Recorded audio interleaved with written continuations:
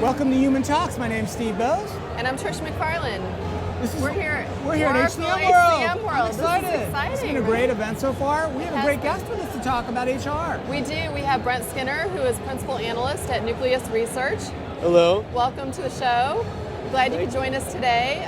For those of you who are not here with us, we spent today at the Analyst Day, which was a really good event, way to kick off the show. Brent was there with us, and we thought we would start off today and talk to you a little bit about kind of what you're hearing here at Oracle HCM World from an analyst perspective, and maybe how that equates to what you're hearing from HR leaders that you talk to on a regular basis and through your research.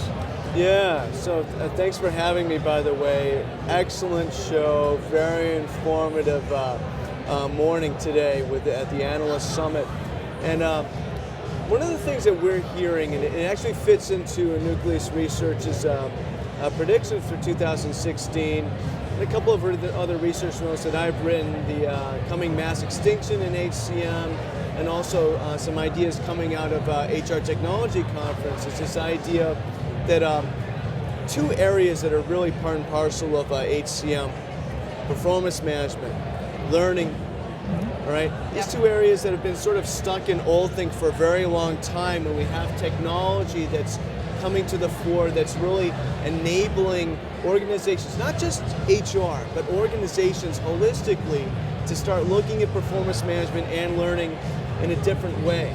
And what's interesting is that technology actually, partially because of its own limitations and partially because of the limitation of their thinking, sort of evolved around the old model of learning, right? But learning really happens in the moment at all sorts of different times of the day with all sorts of different, employees, wherever it needs to happen in the morning. We call it trigger-based learning. And another area of performance management where that happens also has really evolved over many years around this annual review and this sort of thing where, okay, everybody hurry up and think about your performance management, performance review, and then it's over. Oh, phew, thank God, I don't have to think about it for another year, right? Well, we have technology now, and we're seeing that with Oracle's HCM Cloud because of real-time data's availability, and also because of a UI that has come to emulate popular consumer-grade social media. We're seeing performance management and learning starting to take place in the moment to break free of those old models. So it's no longer dictated by the organization, but instead it's dictated by what employees need in the moment. So just take a salesperson, maybe that's working on $1 million close, right? And maybe they need a little bit of a refresher course on some sort of a closing technique. And because of the new UI, their manager is able to see that, or through predictive analytics, the system itself understands when it's happening, and it sends that learning object to that person at just the right time, and maybe, just maybe, it saves that sale. And if saves this one sale, it's paid for itself. And that's a big deal with us at Nucleus Research, is how HCM technology actually pays it for itself. How does it lead to a cost avoided, a cost saved, or productivity gain? I'd even argue retention would be another element you could add into that mix, right? Yes, I think so. If you're doing better at engaging and retaining employees, supplemented by technology, that could figure into that ROI calculation as well, perhaps.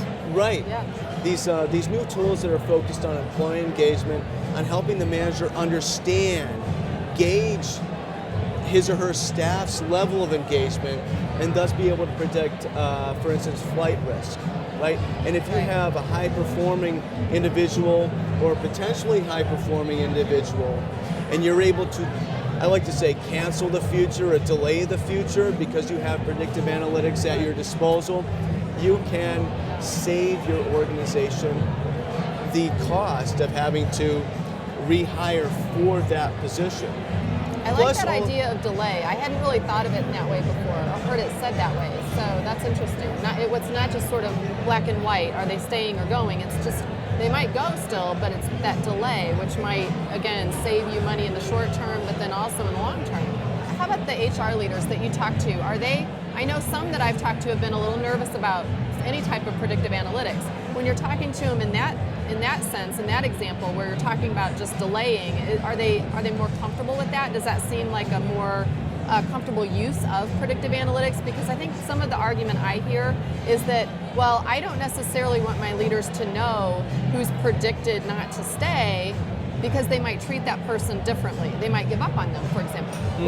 What are you hearing? I mean, do you think this idea of sort of delaying the inevitable might, like you're saying, might actually save the situation? I just haven't heard that a lot. That's an interesting spin. Yeah, that's an interesting question too. I think when you talk about predictive analytics, I think it's important to manage expectations. So I think what a lot of vendors do is maybe unconsciously, or whether they're calling it predictive analytics or something else, they maybe overpromise. They say, okay, if you have these new analytics at your disposal, you're definitely going to be able to stop A, B, C, and D, right? Right.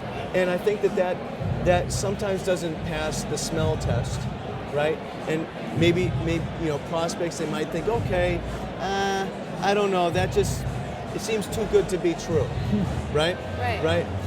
But when you manage expectations properly, or you present the possibilities differently, I think that you run the really good chance of helping prospects to think about these new possibilities differently, or even to get them to think about it at all. Yeah, I think for sure this year, one of the things we'll hear more and more about, and I've heard a lot about as well, is how do we move from just providing a raw number or a data point or an analytic or just even a heads up, and sort of move the needle on, well, here are kind of the behaviors that you could consider, or the interactions or the interventions that you might consider in order to best deal with the situation. Sometimes it's, and I think the technologies will get better so that these recommendations can be more tailored. We talked about this a little bit earlier today on the podcast we did. Sometimes these interventions that are done in a blanket manner are ineffective because each person's unique situation is different, right? Each individual has different motivators, drivers, concerns, and pressures. I think it's the same thing with some of the things like that predictive analytics is touching, whether or not someone's likely to perform well, whether or not they're likely to be a flight risk, whether or not a specific intervention would work for them. I think that's what's really coming, and I think that's going to be the exciting kind of trend or development. Well, it's sort of the story around it. So it's just having that context. We talked a lot today. The context of things came up, several times. So I think that's very timely. Because you have this more granular, detailed data, you have ever more sophisticated systems that can actually understand each employee individually and within the context against the backdrop of groups, right? So that you can actually understand the idiosyncrasies of any one given employee. And because of this technology, you have the ability to think about your employees individually as opposed to sort of applying macro ideas to the group. To the group, Yeah. sure. Hey, Brent, this was super fun. Yeah. Thanks for sitting down with us at Human Talk at Oracle you. HCM World. Yeah. Nice to see you. And Brent, enjoy the rest of the event. Absolutely. Thanks for having me. Very interesting conversation.